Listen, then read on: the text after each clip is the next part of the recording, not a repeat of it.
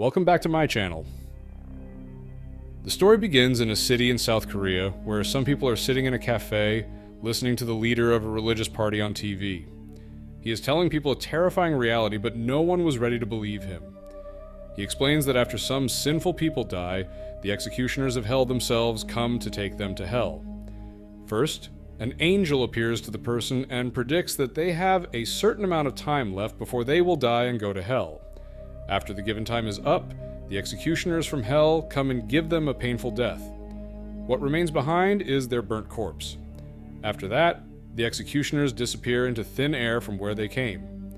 No one can catch or stop them. They are very ruthless and powerful. But nothing like this had ever happened to anyone in Korea, so the people sitting in the cafe also don't believe it. However, a man sitting alone at one table named Jim Ye-hung is very frightened, sweating in fear. His phone shows the time as 1:19, and he is scared that as soon as it turns 1:20, the executioners of hell will appear. Yes, this man has already been foretold of his death, and now he must die.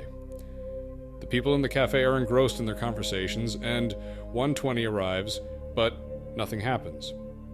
For a moment, he thinks that maybe nothing will happen, but just then, a strange rumbling is heard from the sky, as if a great calamity is approaching.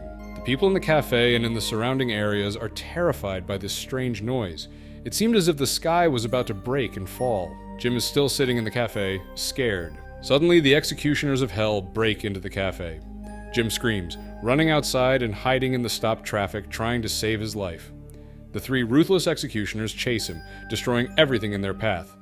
At one point, they catch him and mercilessly beat him, tossing him around. There's blood everywhere. After beating him nearly to death, the three of them together pull out his soul and burn his body to ashes with white fire. Only his charred skeleton is left behind. After taking his life, the executioners of hell disappear again. Everyone is horrified, not understanding what disaster has befallen them. The police begin working on the case. The chief orders all officers to capture these demons, and Detective Kim Hung is assigned to investigate the New Truth religious movement because its chairman Jin Young-soo is famous on the internet and had already warned everyone about this.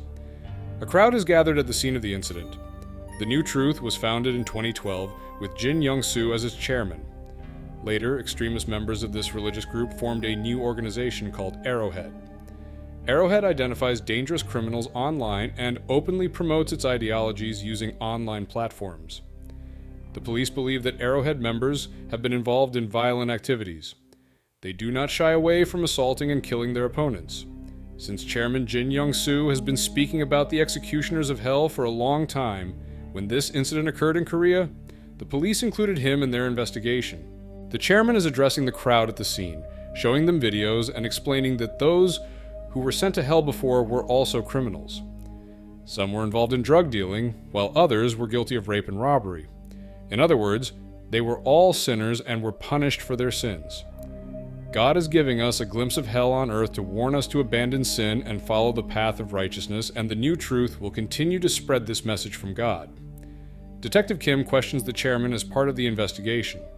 The chairman answers their questions and explains his beliefs. He asks the detective, "Where is the person who killed your wife? Do you think he feels any remorse?" He is still roaming free. That same night, another woman in the city receives a death prophecy.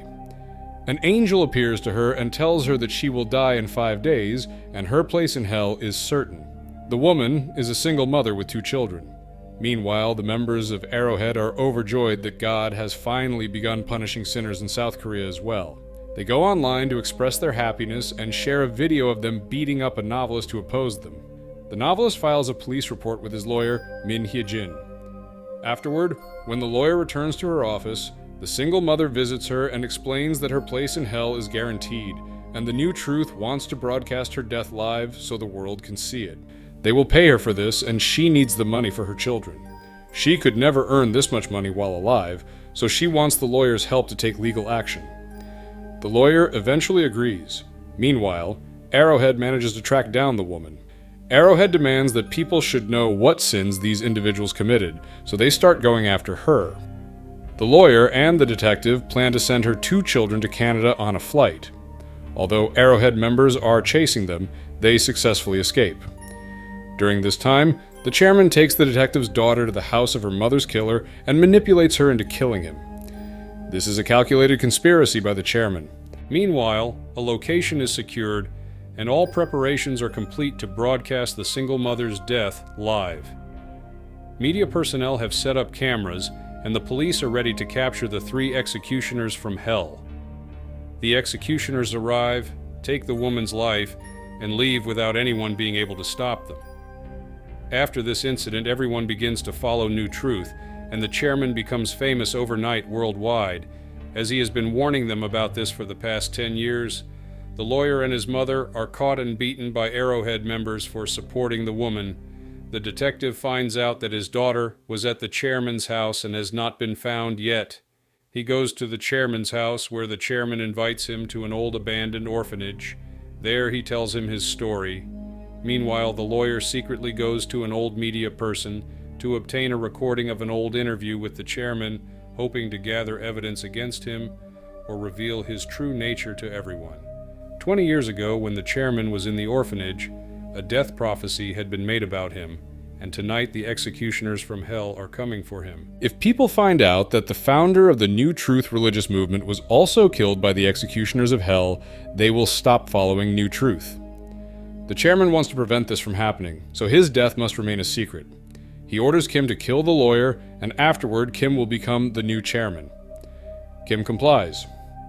Meanwhile, the detective's daughter has already killed her mother's killer, and the chairman blackmails the detective, saying he must either support the truth and expose the chairman's true nature and his daughter's reality, sending her to jail, or save his daughter and keep the chairman's truth hidden. As the executioners from hell arrive to take the chairman's life, the detective remains silent while Kim kills the lawyer. Now, a new chairman of New Truth emerges, ready to go to any lengths to manage New Truth and shape public opinion about the executioners of hell. 4 years pass, during which New Truth and Arrowhead together instill fear in people to turn towards good and avoid sin. Those who sin will be taken away by the executioners of hell. People begin to accept New Truth as a religion. Children are reporting their parents' sins, and people are confessing their sins online. A bizarre atmosphere of fear prevails, spread by these executioners of hell and this religious group. During this time, one of the media personnel, BEI, receives a death prophecy. He goes to a deserted place so that no one finds out that he is also a sinner. Many people are doing the same. To save their honor, if someone receives a prophecy about their death, they either take their own life or go to a deserted location. B's colleague tells him about a secret organization that keeps people's deaths hidden and disposes of their bodies to protect their honor. After a person dies, members of this organization come and take care of the body. BI sees them and recognizes some of them. Among them is Miss Min. Yes, the New Truth members think she is dead, but she survives and is now an important member of Pseudo. Bei's wife is in the hospital, where she gives birth to their child. When BEI arrives at the hospital the next morning, his wife informs him that their newborn baby has also received a death prophecy. When the angel came, the nurse recorded it. BI becomes very distressed because while the others might have committed some sins in their lives to warrant the executioners of hell, what sin could this innocent child have committed? This twist in the story shifts everything. If this information reaches the public, people will stop following New Truth. BEI takes the video to the secret organization Pseudo, which is also concerned about why such cruelty could happen to a newborn. They suggest that they should broadcast a live demonstration involving the child, as they cannot save the baby from the executioners, but seeing the child's death will reveal the truth to the people that New Truth is lying, and these are not God's angels taking lives. This live video will permanently bury New Truth's deception, and people will start moving towards a solution for this issue.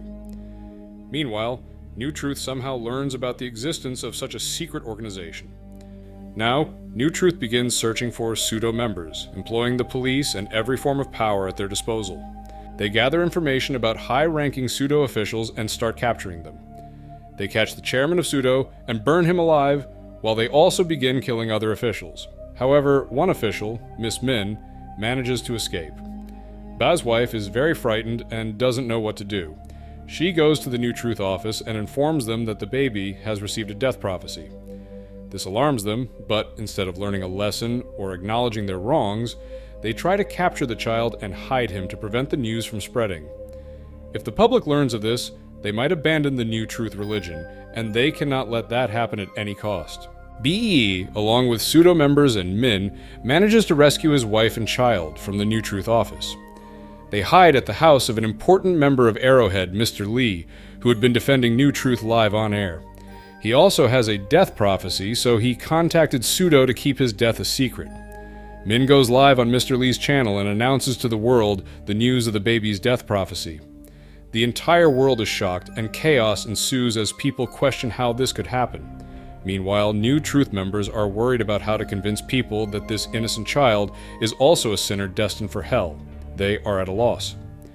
Mr. Lee steps outside and contacts New Truth, stating that he has always worked for God and wonders how he could be the demonstration.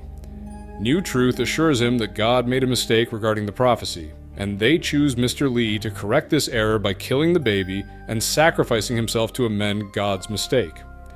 Upon returning home, Mr. Lee attacks BEI and his wife in an attempt to kill the baby. However, Bay's wife comes out with the baby, and all the residents of the colony gather around. They go live with their mobile phones, and now the whole world is watching the video. As the time of the baby's death prophecy approaches, the executioners of hell arrive and attack the baby, but the mother tries to run and protect her child. BI fights against the executioners, but they brutally beat both of them. They tie themselves together to shield the baby from the attackers. The executioners burn them with white light, turning them to ash and then disappear. Everyone is confused because the prophecy was about the baby, so why did the executioners kill both parents? As people approach, they discover that the baby is still alive and unharmed. This creates an unbelievable situation. New Truth members arrive, trying to spin the incident with their smooth words, but now people no longer believe them and shout that they are liars, driving them away. Min takes the baby and leaves with the help of a taxi driver to a secret location. Now, let's talk about the ending. In Season 1, the conclusion is that people are abandoning New Truth. They cannot accept the idea that an innocent baby could be destined for hell. Meanwhile, New Truth shamelessly tries to defend this event, which signals the potential end of the organization. However, the end of this season does not reveal the truth about the executioners of hell, where they come from, and how the angels deliver death prophecies to people. All of this will be explored in Season 2. In the final scene, there's another twist. The remains of the woman, whose demonstration was shown live, are lying in a glass container. Suddenly, the solution starts bubbling and life begins to return to her decayed bones. Flesh grows over her bones, and she suddenly comes back to life. This is where Season 1 of Hellbound concludes.